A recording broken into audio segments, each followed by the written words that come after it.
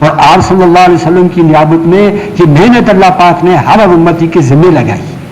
آج یہ جو دعوت تبلیغ کے نام سے جو محنت ہو رہی ہے اور جو اللہ کے راستے میں نکالا جا رہا ہے، اسی لیے نکالا جا رہا ہے کہ ہمیں اپنی ذمہ داری کا احساس ہو جائے.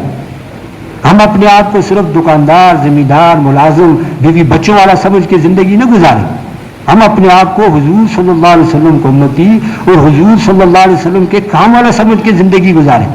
لیکن میرے بھائی دوستوں بزرگوں، آج تک ہم نے اپنے آپ کو دکاندار سمجھا، ذمہ دار سمجھا، ملازم سمجھا، بیوی بچوں والا سمجھا، لیکن حضور صلی اللہ علیہ وسلم کے کام والا اپنے آپ کو نہیں سمجھا. اس پہ ہمارے بڑے فرماتے ہیں نا، ہم سارے کے سارے سچے دل سے توبہ کریں کہ یا اللہ ہم سے بہت بڑی بھول ہوئی ہے، چوک ہوئی، یا اللہ تو ہم سب کو معاف فرما دے. اور آئندہ کے لیے ہم سارے کے سارے عزم کریں کہ ہم اپنے آپ کو دنیا دار سمجھتے ہوئے زندگی نہیں گزاریں گے، بلکہ حضور صلی اللہ علیہ وسلم کا کام والا سمجھ کے زندگی گزاریں گے.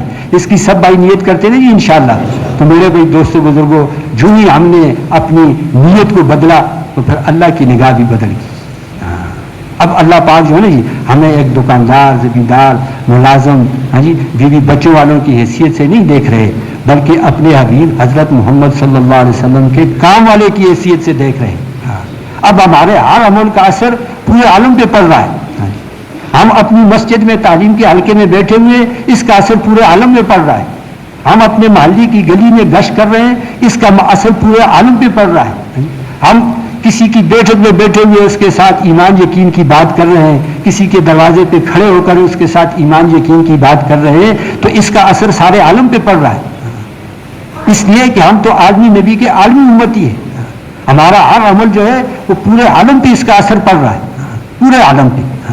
دیکھو ایک جگہ بہت سارے بچے کھیل رہے ہوں، ان میں اپنا بچہ بھی کھیل رہا ہو. آدمی تو سب بچوں کو دیکھتا ہے، لیکن اپنے بچے پہ جو نگاہ پڑتی ہے وہ کوئی اور ہی نگاہ ہوتی ہے.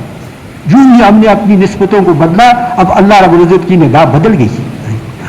اب ہم نے عزم کیا ہے کہ ہم اپنے آپ کو حضور صلی اللہ علیہ وسلم کے کام والا سمجھ کے زندگی گزاریں.